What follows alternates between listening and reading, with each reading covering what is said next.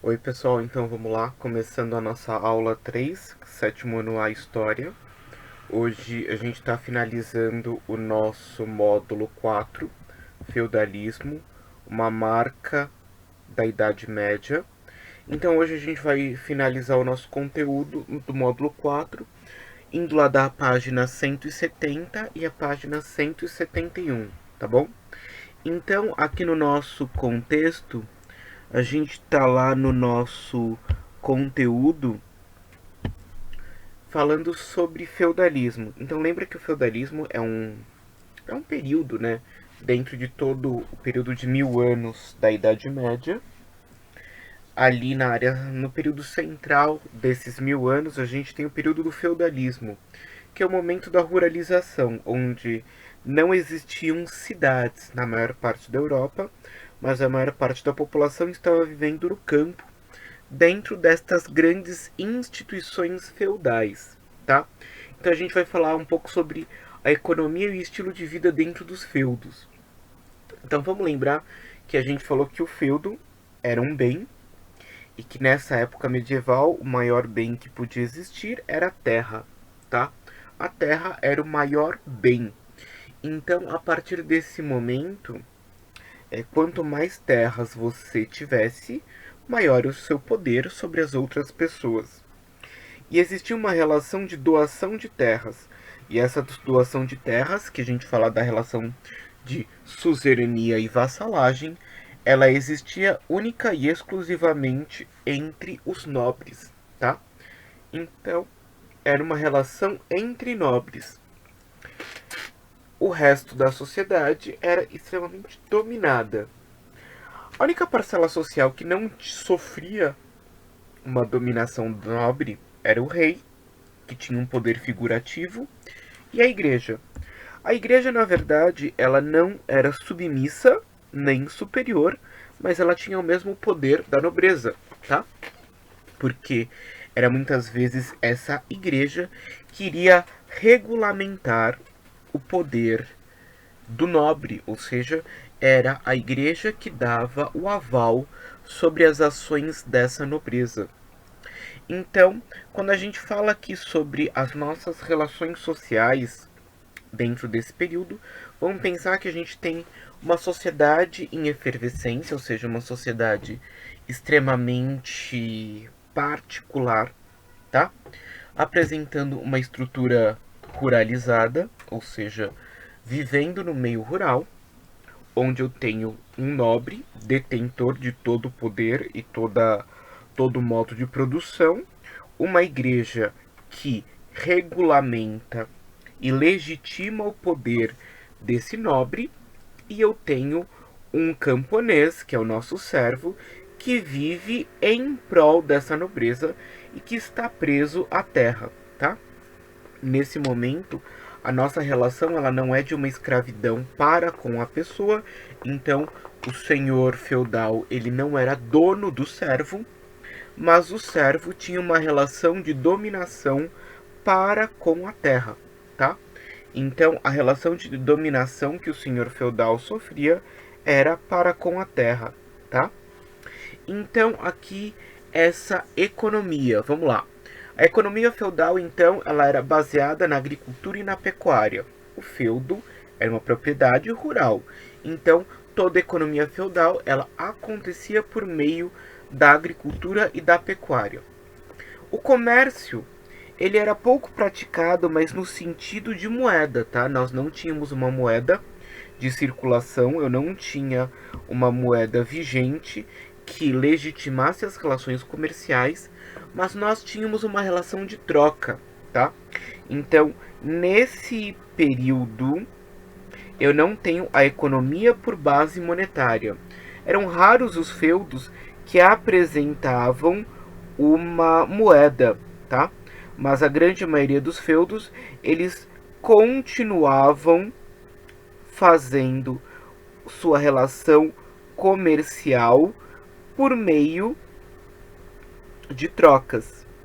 Então, são essas trocas que vão garantir a sobrevivência, tá? Da nossa atividade comercial. E aí, então, nesse momento, vamos entender o seguinte: eu tenho uma propriedade rural, onde se pratica agricultura e pecuária, e eu tenho um comércio baseado na relação de trocas. Cada família de servos produzia um gênero agrícola específico, e nessa produção eles iam trocando, tá? Então, lembra que toda família ela devia uma obediência ao seu senhor, então parte do que ela produzia iria diretamente para o seu senhor como forma de pagamento dos impostos, e o excedente era o que ela garantia para a sua sobrevivência. E essa garantia ela acontecia por meio de uma relação de trocas entre os servos, tá? O feudo ela é uma instituição autossuficiente, tá? Então, quem morava dentro do feudo não precisava ficar saindo para comprar alguma coisa. Primeiro, porque existia todo o perigo de você sair da propriedade e sofrer algum tipo de violência, ser saqueado, porque a gente está vivendo uma Europa onde a invasão bárbara continua, tá? Então, eu ainda tenho o risco de sair do feudo, então o feudo é autossuficiente, ninguém precisa sair de dentro do feudo, mas vamos entender que o que é essa autossuficiência? Autossuficiência significa que o feudo produz tudo, não somente a comida, tá? O feudo não produzia somente o alimento, mas o feudo produzia literalmente tudo. O feudo produzia o alimento, produzia a vestimenta, produzia os móveis, produzia todo tipo de utensílio que fosse necessário, tá? Então, o feudo conseguia atender a todas as necessidades sociais daquele grupo, certo? E aí, então, nesse contexto, vamos entender que a forma de vida ela é muito semelhante, mesmo a do nobre com a do servo, tá? Ambas são sistemas de vida muito simples. Logicamente, vamos manter aqui umas distâncias.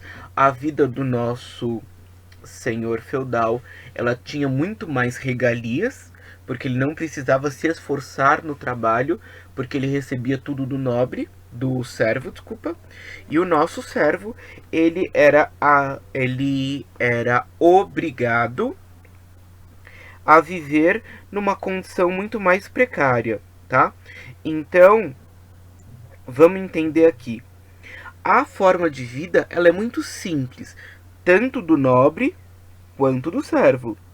Então, tanto o nobre quanto o servo, ele vivia em uma condição muito extrema.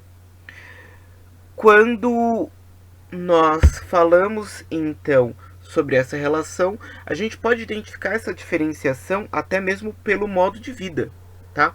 A forma das construções das casas, elas determinavam essa diferença de classe social. Então, a casa do pobre, do servo, no caso, a classe pobre medieval, eram casas extremamente simples e a estrutura era muito simples. Por exemplo, não se usavam pedras na casa dos nossos servos. Já os castelos, que eram a casa dos nobres, eram grandes construções de pedra que demarcavam a autoridade do nosso nobre. Quanto maior, mais suntuoso fosse o castelo, maior era o poder desse nobre, maior era o seu autoritarismo, maior era a sua força perante a sua sociedade, tá? E aí então a gente vai ver que o comércio ele ainda existia devido a alguns produtos, por exemplo, como azeite, sal, especiarias, que o feudo não produzia, então ele adquiria por meio das relações comerciais. E esse comércio ele acontecia por meio dos nossos comerciantes ambulantes, que eram pessoas que iam de feudo em feudo comercializando esses produtos, tá? Então, nós não tínhamos a loja física, mas nós tínhamos alguns comerciantes que percorriam os feudos vendendo os produtos, tá? Nós tínhamos alguns comerciantes que adquiriam os produtos orientais e iam vendendo de feudo em feudo. E isso era possível graças às duas cidades italianas, que era a cidade de Gênova e a cidade de Veneza, onde elas mantinham as relações com o mundo árabe. Quando a gente tem ali a consolidação do poder carolíngio, e nós temos ali a reclusão dos árabes na Península Ibérica, o resto da Europa fica livre da força árabe. E o que vai acontecer? Nesse momento, então, acontece a imposição da igreja sobre a exclusão do mundo árabe. Então, quando a igreja se consolida como grande poderosa, quando grande detentora de poder na Europa ocidental, ela vai condenar toda a comercialização em relação com o mundo árabe. Porque ela vai dizer que o mundo árabe cultua um Deus diferente ao Deus da Igreja Católica, ao Deus da Igreja Cristã Católica Apostólica Romana. E aí, então, ela proíbe todas as relações comerciais com o mundo árabe. Entretanto, os italianos, eles desobedecem essa ação, mantendo a interação comercial com o mundo árabe através da cidade de Gênova e Veneza. E é a partir dessas duas cidades que saem os nossos comerciantes ambulantes que vão distribuir por toda a Europa e por todos os feudos esses produtos árabes tão cobiçados por toda a Europa. Certo? Então aqui a gente está terminando o nosso módulo 4, percebendo que o modo de vida dentro da Europa feudal é um modo de vida bem complexo. Por mais que eu não tivesse a cidade, eu ainda tinha a estrutura social, eu ainda tinha algumas determinações sociais que me especificavam, que me determinavam as relações de poder. Tá? Então, por mais que eu não tivesse a cidade, mas dentro do feudo é como se fosse um mundo dentro de cada feudo, como se fosse uma realidade dentro de cada feudo, certo?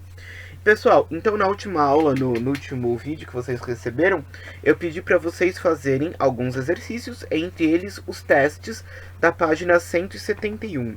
Eu estou enviando agora a correção dos testes. Então, a alternativa do teste 1 é a letra B e a alternativa do teste 2 é a letra C. E como exercício para hoje, vocês farão o seguinte: a partir da conclusão do nosso módulo e de todas as análises sobre a Europa medieval que nós fizemos até agora, monte, com o auxílio da apostila e, se necessário, de uma pesquisa, monte em seu caderno uma pirâmide social, determinando quais os grupos que se encontravam no topo da pirâmide e quais os grupos que se encontram na base da pirâmide, tá? E aí o que eu quero? Você vai montar lá uma pirâmide. No topo, quem está lá no topo da pirâmide? É a classe social que tem mais poder. Qual que é? Quem que está na base? Qual que é? Quais são as outras classes sociais que nós temos dentro dessa Europa medieval? Certo? Dentro dessa Europa medieval, quais são as outras classes sociais que eu tenho?